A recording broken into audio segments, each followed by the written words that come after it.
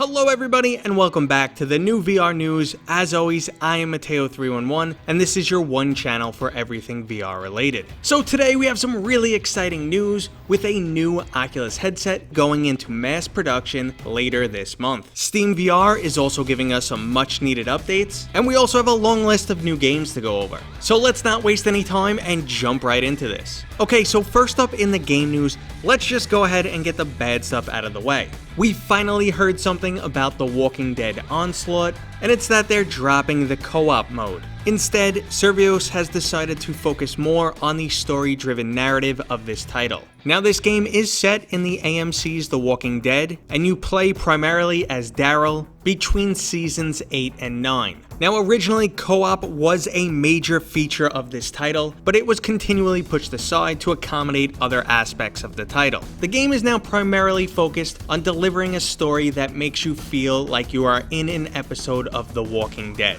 Based on Survios' work with other existing IPs, namely The Westworld Awakening, I think they can actually pull this off. And while I'm disappointed to see co-op go, I'm still excited for this title. So next up, the studio that brought us the iconic 1993 adventure title Myst has been working on a VR title after a successful Kickstarter campaign for quite some time now. The Firmament was originally scheduled to release this year, however it has been pushed back to most likely 2022. It's not all bad news though, because the developers have stated that the overall scope and depth of story of this title have expanded beyond what they originally anticipated. To me, that sounds like more game with a better story, but we won't find out for almost another year and a half. So next up, it looks like Blade and Sorcery is going to have some competition with the upcoming VR game Swordsman VR. We just received the combat demo, and man does this game look good. Now this is a story-driven medieval combat, physics-heavy title. The game features boss fights, 4 different cultures including knights, samurais, Mongolians, and Vikings. It also includes customization, usable items, player progression, and a large array of different weapons. And from the previews, it looks like there's also a little bit of magic in there. There is a loose release window for August or September, and I will be keeping an eye on this game.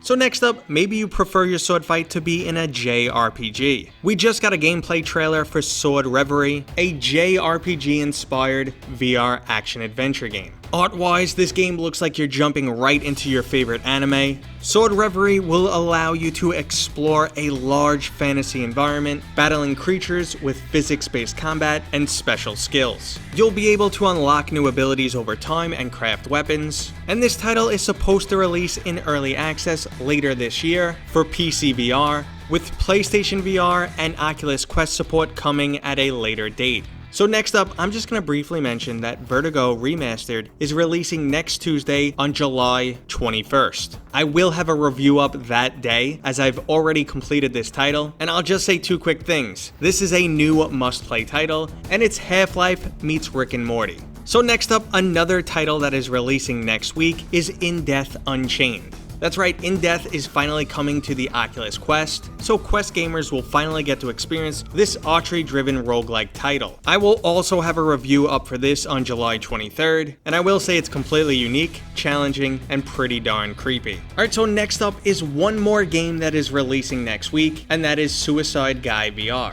Suicide Guy was a puzzle exploration game that originally released on flat screen, and now it's back in VR with all new levels. You'll jump into the bizarre dreams of the main character for some puzzle and platforming action. This looks like an exciting, humor-filled adventure, and the original title has very positive reviews on Steam. I think I might have to check this one out just for a good laugh. Okay, so last up in the game news, if you just happened to miss it, the Meatgrinder DLC is now available for The Walking Dead Saints and Sinners. This arcade-style horde mode is a nice change of pace from the standard campaign. Weapons will be unlocked, and you will be scoring points in a zombie carnage fest. This is a free DLC, so you should jump in and check it out right now. Unfortunately, I personally haven't had a chance to test it out yet because there's only so much Mateo311 to go around. Okay, so let's move into the software news, and we finally have some welcome updates for SteamVR. So if you've ever needed to adjust or reorient your SteamVR play space, you know it's a major hassle without using a third-party application. Having to rerun the room setup is a major hassle.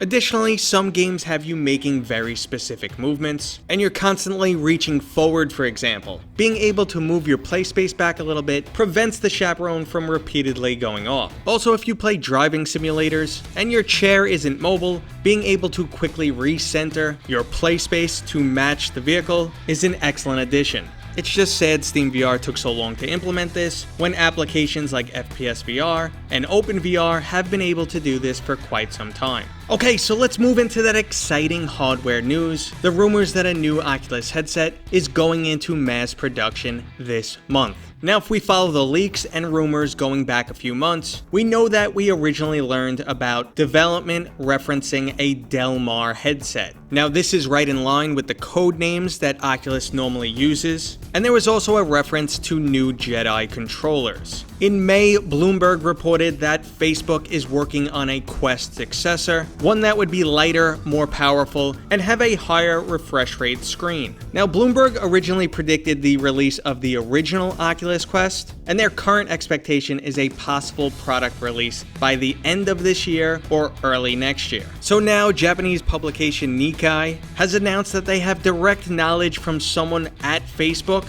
and a new product will be going into mass production by the end of July. By mass production, they mean 2 million headsets. Now, I could almost guarantee that we will get an announcement at the virtual OC7 this year, which takes place in September. And if you want to listen to the less reputable rumors, Facebook is also supposedly announcing some type of haptic glove. That does go in line with a Jedi type controller though. Ideally, Facebook would want this product to be available by the holiday season, but that would also put them in direct competition with the Xbox Series X and the PlayStation 5. It's also pretty unlikely due to all the production slowdowns that we've seen from COVID-19. But in only a few short months, we should have our answers. Okay everybody, that was today's new VR news. I hope you enjoyed the video. If you did, don't forget to give it a thumbs up. If you're new here, consider subscribing, and I will see you guys on next time.